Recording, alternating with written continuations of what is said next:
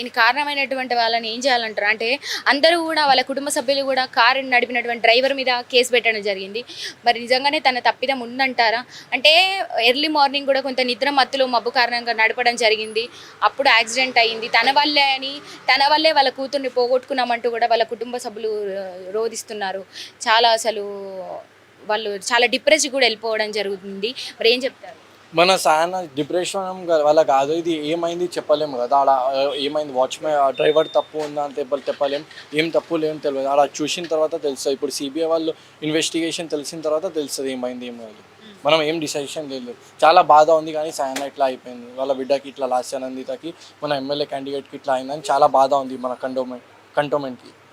మేము వార్డ్ 4లో ఉంటాం, చాలా బాధ ఉంది మాకు వార్డ్ 4లో. మొత్తానికి వాళ్ళ కుటుంబం నుంచి ఒకరిని మళ్ళీ వాళ్ళ సోదరిని ఎంచుకోవాలా, ఎంపిక చేయాలి. వాళ్ళ ఎవరైనా వాళ్ళ ఫ్యామిలీ మెంబర్కి ఎమ్మెల్యే టికెట్ ఇస్తే మేము చాలా ఖుషి, కొంచెం హ్యాపీనెస్గా ఉంటాం. ఎందుకంటే మాకు చాలా హెల్ప్ చేసింది ఆమె.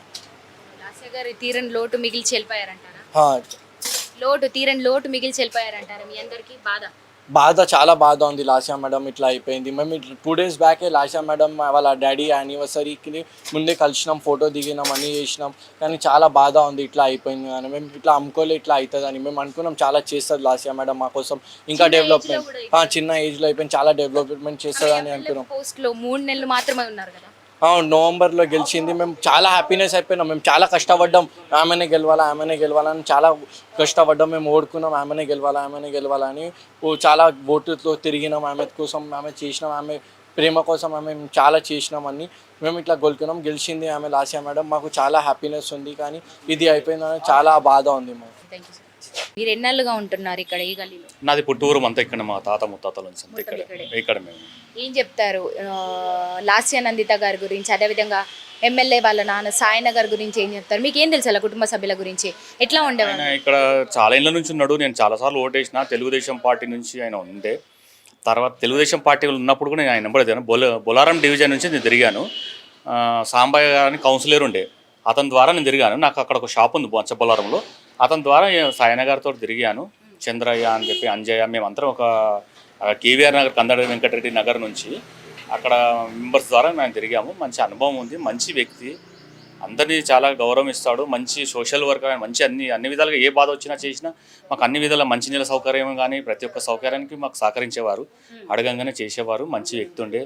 అనుకోకుండా మళ్ళీ తర్వాత ఆయన ఇది టీఆర్ఎస్లోకి వచ్చారు. తర్వాత గెలిచారు 2 సార్లు ఆయన గెలిచారు. తర్వాత ఆయన ఆరోగ్యం బాగా పనిచేస్తారని టీడీపీ నుంచి మాకు చాలా బాగా పనిచేశాడండి. టీడీపీలో మేము మచ్చబొలారం డివిజన్, మాకు ఇంకో షాప్ ఉంది మచ్చబొలారంలో, మాకు ఇంకో ఇల్లు ఉంది మాకు. అక్కడ మేము ఆయన నెంబర్ బాగా తిరిగాం. చాలా మంచి చేశాడు. ఏదైనా పిలిస్తే స్పందించేవాడు. లీడర్గా కాకుండా అన్ని విధాలుగా భుజం తట్టి మాట్లాడేవాడు. ఎమ్మెల్యే అనే కాకుండా భుజం తట్టి మాట్లాడేవాడు, మంచిగా మాట్లాడాడు. పనులు బాగా చేశాడు మేడం, ఏదైనా పనులు బాగా చేశాడు. ప్రజాదరణ పొందినాడు ఆయన. అదే ఆయనకు కొంచెం ఆ కాలుకు కొంచెం ఇదైపోయి కొంచెం అదైపోయి ఏదో చనిపోయారు. ఇక తర్వాత అలా పాపకు సానుభూతిగా మేము కూడా ఆమె అందరికి సహకరించాము. ప్రతి ఒక్కరు సహకరించి తండ్రి గుర్తింపుతో ఆమెకు కూడా ఓట్లు వేసాము. ఆమె కూడా కొంచెం మాకు వినాయకుడు మధ్యలో ఎలక్షన్ ముందు వినాయకులు నిలబెట్టినప్పుడు మధ్యలో కూడా వచ్చారు. అంతా తిరిగారు, మా బస్తీలో ఇక్కడ తిరిగారు. అంతటా కొన్ని కార్యక్రమాలలో కూడా వచ్చారు, చేశారు.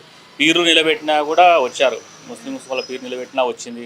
ప్రతి వినాయకుని మండపంకి వెళ్ళింది, మంచి చేసింది, పూజలు చేసింది, అన్ని విధాలుగా సహకరించి మంచి చేసింది. కానీ అకాల కాల మరణము ఆమెకు. అంటే అసలు ఎట్లా చూడొచ్చు సార్?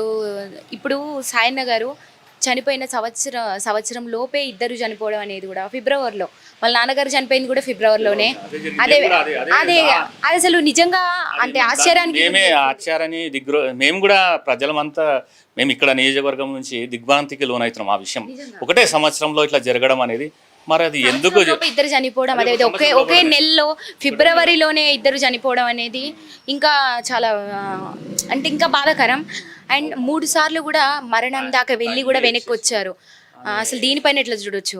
ఒకసారి లిఫ్ట్లో ఇరుక్కుపోవడం, అదేవిధంగా ఇంతకుముందు ఒకసారి మీటింగ్కి వెళ్ళి కూడా నల్గొండ మీటింగ్కి వెళ్ళి వస్తుంటే కూడా అప్పుడు కూడా కార్ యాక్సిడెంట్, రోడ్డు ప్రమాదం నుంచి తప్పించుకోవడము. ఇంకా 3వసారి తప్పించుకోలేకపోయారు ఆవిడ. 3వసారి అకాల మరణం చెందారు. ఇట్లా 2 సార్లు ఒకటి మరణం ఆమెని వెంటాడిందని అదే జరిగింది మళ్ళీ. ఎందుకంటే 3వసారి ఎవరు తప్పించుకోలేకపోయారు. కానీ ఆమె కొంచెము రోడ్ జర్నీ అప్పటికే ఆపేసి ఉంటే బాగుండేదేమో అనిపించింది మాకు. అంటే రోడ్ జర్నీ ఆమెకి ఏదన్నా మంచిగా అనిపించకపోవచ్చు 2 సార్లు, అది పెద్దది, అది ఇంకో నల్గొండ నుంచి వస్తుంది జరిగి కొంచెం జాగ్రత్త పడేది ఉండే. ఎందుకు జాగ్రత్త పడలేదు మరి, దేవుడు అలా చేశాడు, అది ఏంటి ఇంకా తప్పలేదు. ఇది తప్పలేదు, దేవుడే అనుకుంటాం. ఇక ఆమెను తీసుకుపోయాడు మా మధ్యలోకి. ఇక మంచి వ్యక్తి, మాకు మంచి స్పందిస్తుంది. మేము ఇక్కడ పోయి కలుస్తుంటాం, వాకింగ్ ఇట్లా కుక్కని గిట్ట తీసుకొని ఇలా వచ్చేది పోయేది మాట్లాడుతుంటే మేము మంచిగా మాట్లాడేది మాతో. ఇక మంచిగా అనిపి ఏదో అట్లా జరిగిపోయింది ఇక సంఘటనలాగా, అది మార్పులని మర్చిపోలేదు. అంటే ఇప్పుడు ఇంట్లో వాళ్ళు కూడా డ్రైవర్ మీద కేసు పెట్టడం జరిగింది, కానీ వాళ్ళు ఎప్పటికీ కూడా స్పందించడం లేదు, మాట్లాడడం లేదు. అంటే కొంతమంది డిప్రెషన్కి లోనయ్యారు వాళ్ళు. మరి అంటే నిజంగానే డ్రైవర్ని అరెస్ట్ చేయాలంటారా? ఎందుకంటే ఇది డ్రైవర్ మత్తులో ఉండి నడిపిన కారణంగానే ఇదంతా కూడా జరిగింది. ఆమె మరణానికి కారణం డ్రైవర్ అని కూడా కొంత వార్తలు అయితే వస్తున్నాయి. ఎందుకంటే ఇప్పుడు కార్లో డ్రైవర్ గిట్ట తాగి ఉంటే ఏదైనా వాసన వచ్చేది, అలాంటిది అయితే మత్తులు ఏమో లేకుండొచ్చు. అంటే నిద్ర మబ్బులో కూడా నడపడం జరిగింది, ఉదయం జరిగింది కదా ఇది. మొత్తం నిద్రలో ఏదైనా జరిగి ఉండొచ్చు, కానీ త్రాగి అయితే ఉండడు. ఆమె అట్లా వాళ్ళని ఏమి అలౌడ్ చేయదు ఆమె. అలాంటివి ఎందుకు జరిగిందో మరి, అది ఎట్లా జరిగిందో మరి, మబ్బు కారణంగా ఏదైనా మబ్బుల వల్ల గిట్ట కనబడలేదో ఏమో మరి. అంటే దాదాపు ఇది ఉదయం 5-5:30 గంటల సమయంలో జరిగింది కదా. మరి ఆ టైంకి ఉండనే లేకుండా, కానీ ఇప్పుడు మరి మంచి అయితే లేదు, కొంచెం ఎండలైతే వచ్చేది ఉండట్లేదు. మరి అయితే ఏం కనబడలేదు అక్కడ. మరి లైటింగ్ వల్ల హైవే అది బైపాస్ రోడ్ కదా, మాకు స్పీడ్ కూడా ఎక్కువ ఉంటాయి కదా వెహికల్స్. మరి వేరే అలాంటి చోట్లలో కొంత జాగ్రత్త వహించడమే మేలు. కానీ డ్రైవర్ నిద్ర మత్తులో నడపడం వల్ల కొంత మబ్బు కారణంగా ఇట్లా జరిగింది. తనకి కూడా కొంత గాయాలైనప్పటికీ కూడా తను బతికి బయటపడ్డాడు. కానీ మొత్తానికైతే ఆవిడ మరణించారని కూడా చాలామంది ఆగ్రహం కూడా వ్యక్తం చేస్తున్నారు. మరి దీనిపైన మీరేమంటారు? అది ఇప్పుడు అక్కడ లోపల వాళ్ళిద్దరు, ఇప్పుడు ఆయన ఆ విషయం అనేది అక్కడ అది జరిగిన సంఘటనలు వాళ్ళిద్దరే ఉన్నారు కాబట్టి అది వాళ్ళిద్దరికే తెలిసి ఉంటుంది. ఇప్పుడు ఆ డ్రైవర్ గారికి, అతనికి, ఆమెకి తెలిసి ఉంటుంది. ఇప్పుడు మనమైతే లేము కదా, పోనీ వెనక కూడా ఎక్కడ లేము. ఇప్పుడు అక్కడ యాక్సిడెంట్ అయిన తర్వాత మళ్ళీ వాళ్ళు మిగతా ఎవరైతే చూశారో చేసిన వాళ్ళు అక్కడ ఉన్నారు కదా, అది కూడా వచ్చింది కదా, అది వీడియో తీసింది.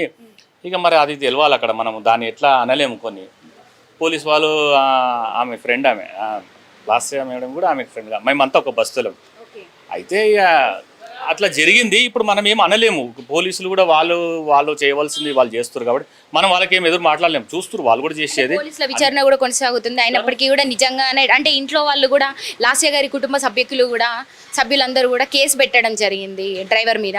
మరి నిజంగానే అంటే తనదే తప్పై ఉంటే కనుక తనని అరెస్ట్ చేయాలంటారా? ఏం చేయాలంటారు?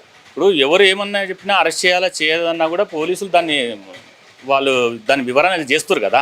విచారణలో ఉంది కాబట్టి మనం ఏం చెప్పలేం. విచారణలో ఏం బయటపడుతుందో చూద్దాం. దాన్ని అది నిజం అబద్ధం విచారణకు కూడా మనం ఎదురు ఏమి మాట్లాడలేము. వాళ్ళ పద్ధతిలో వాళ్ళు చేసుకపోని వాళ్ళ కానూన్లు, వాళ్ళ రూల్స్ ఏం చేస్తుందో చూద్దాం. అబద్ధం అయితే వాళ్ళు ఎందుకు చేస్తారు? పోలీసులు చేయరు, అట్లా చేయరు. మనం ఎందుకు అనాలి? వాళ్ళు చేసే పద్ధతి వాళ్ళు చేస్తారు. ఇప్పుడు గల్లీ ఇప్పుడు ఇంటి పక్క వాళ్ళకి కావచ్చు, ఇక్కడ కాన్స్టిట్యూన్సీకి సంబంధించిన వాళ్ళు గల్లీలో కావచ్చు, అదే బీఆర్ఎస్ పార్టీలో కావచ్చు, ఒక తీరని లోటుగానే భావించవచ్చు. తీరని లోటే మాకు కాదా, మాకు లోటే అది మేము ఎవరికైనా చెప్తామా. మాకు ఆమె లేకపోవడము మాకు తీరని లోటే, మాకు చాలా బాధాకరం అది. మేము చాలామంది కూడా మా బస్సు వాళ్ళు కూడా దుఃఖించాము. నిన్న మీరు వచ్చిరో లేదు తెలియదు.